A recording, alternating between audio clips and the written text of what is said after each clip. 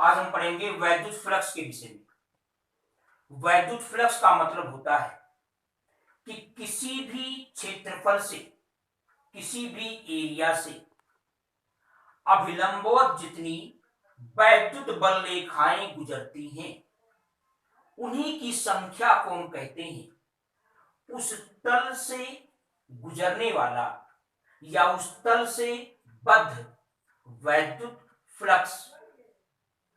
मान लें, जैसे मान लो ये कोई तल है, इसका एरिया ए है और जो वैद्युत बल रेखाएं गुजर रही हैं वो इसके लंबवत है,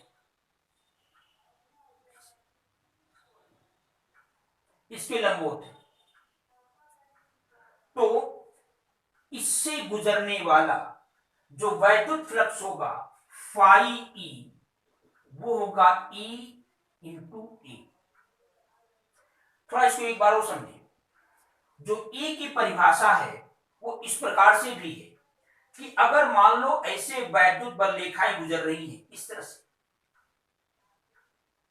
तो इसके लंबवत किसी बिंदु पर हम एक ऐसा कोई तल रखें जो इन वैद्युत बल रेखाओं के लंबवत हो, इन वैद्युत बल रेखाओं के लंबवत हो और इसका क्षेत्रफल एकांक हो, जैसे 1 मीटर स्क्वायर हो। तो जितनी बल रेखाएं इसके अंदर से गुजरेंगी उसको कहेंगे, इस बिंदु पर जहां पर रखा है, इस बिंदु पर वैद्युत क्षेत्र की तीव्रता यानी कैपिटल ई। तो एकांक क्षेत्रफल से जितनी लंबवत बल रेखाएं गुजरती हैं उनको हम ई कहते हैं। तो एकांक क्षेत्रफल से अगर ई बल रेखाएं गुजरती हैं तो एक क्षेत्रफल से कितनी बल रेखाएं गुजरेंगी, ई ए। तो इसलिए जो वैद्युत फ्लक्स होगा वो ई ए होगा। ये तब होगा जबकि वैद्युत बल रेखाएं तल के लंबवत गुजर रही हो, इसलिए वैद्युत फ्लक्स फाई ई बराबर ई ए। दूसरी कंडीशन, अगर मान लो लंबवत नहीं गुजर रही हैं, ऐसे बल रेखाएं गुजर रही हैं, ये बल रेखाएं ऐसे गुजर रही हैं, इस तल के लंबवत नहीं है। हम जानते हैं कि क्षेत्रफल भी एक सदिश राशि है और इसकी जो दिशा होती है वो उस तल के हमेशा लंबवत होती है। यानी जो ए है ये सदिश राशि है, वेक्टर क्वांटिटी है, इसकी डायरेक्शन किधर होगी, ए के परपेंडिकुलर, ए के लंबवत, ये दिशा होगी, ये ए की दिशा। तो अगर तल के लंबवत से वैद्युत बल रेखाएं अगर थीटा कोण बना रही हैं, और हम जानते हैं कि जो परिभाषा कहती है वो लंबवत बल रेखाओं की संख्या कहलाती है, और ये बल रेखाएं लंबवत नहीं है। तो लंबवत नहीं है तो इसका तल के लंबवत कौन सा घटक है, कौन सा कंपोनेंट है, वो निकाल लें।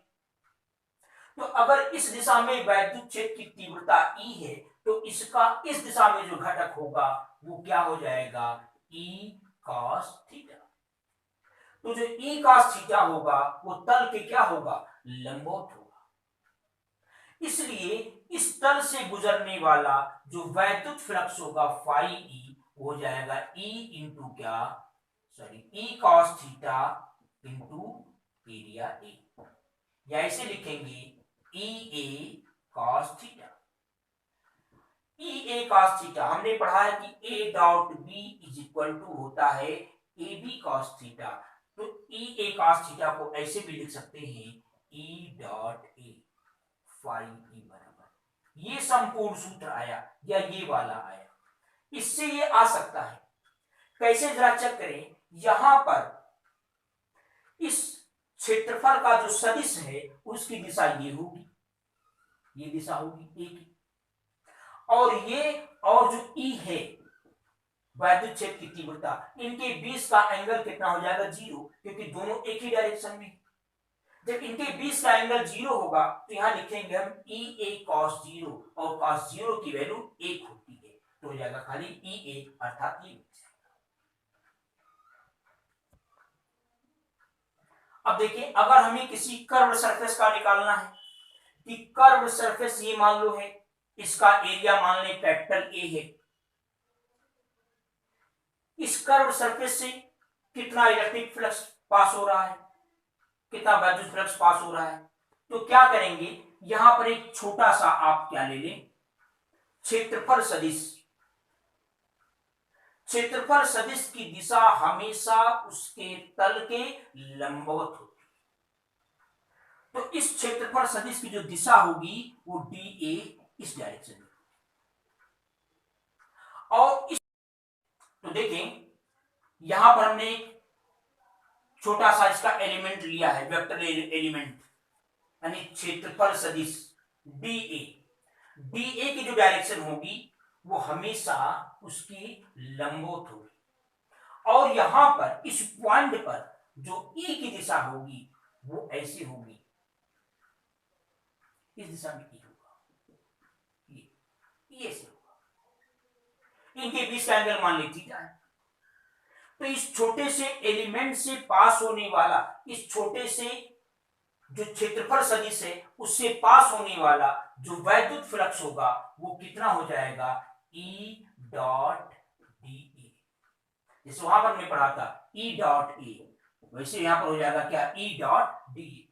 तो इस छोटे से क्षेत्रफल सदिश से पास होने वाला जो इलेक्ट्रिक फ्लक्स है वो ई डॉट डी ए है। तो इस पूरे कर्व सरफेस से कितना पास होगा, इसका क्या करेंगे, हम इंटीग्रेशन कर देंगे, यह आ जाएगा phi E is equal to. इसी प्रकार से अगर मान लो कोई बंद आकृति है, कोई क्लोज सरफेस है, तो हम क्या करेंगे, बिल्कुल उसी प्रकार से यहां एक छोटा सा क्षेत्रफल सदिश ले लेंगे।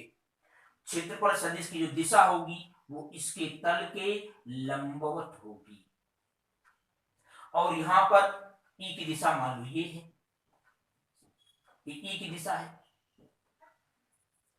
तो इस छोटे से क्षेत्रफल सदिश से जो पास होने वाला वैद्युत फ्लक्स होगा वो कितना होगा, ई डॉट डी। तो पूरे बंद पृष्ठ से गुजरने वाला वैद्युत फ्लक्स कितना होगा, क्या करेंगे, इसका हम बंद पृष्ठ समाकल, यानी पूरे बंद पृष्ठ का समाकलन कर लेंगे। देखें ऐसे करके ऐसे बनाएंगे, इसका मतलब पूरे बंद पृष्ठ के लिए हम समाकलन कर रहे हैं। तो इस पूरे बंद पृष्ठ से गुजरने वाला जो वैद्युत फ्लक्स होगा फाई ई, वो होगा ई डॉट डी ए का क्लोज सरफेस इंटीग्रल, यानी बंद पृष्ठ समाकलन। इसका देखिए मात्रक क्या होता है, आपने phi E is equal to पढ़ा ई ए, ई का मात्रक आपने पढ़ा होगा न्यूटन प्रति कूलम, और ए का मात्रक क्या होता है, मीटर स्क्वायर। तो इसका मात्रक हो जाएगा एसआई पद्धति में न्यूटन मीटर स्क्वायर प्रति कूलम।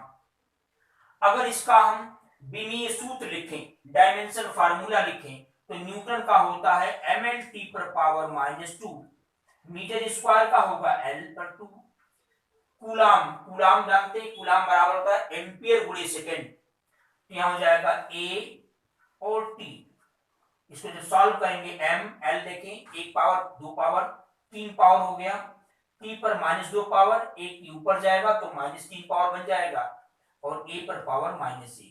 इस तरह से इसका ये डायमेंशन फार्मूला यानी विमीय सूत्र हो गया। अब इसके बाद का जो रीडिंग है वो आप नेक्स्ट वीडियो में देखेंगे।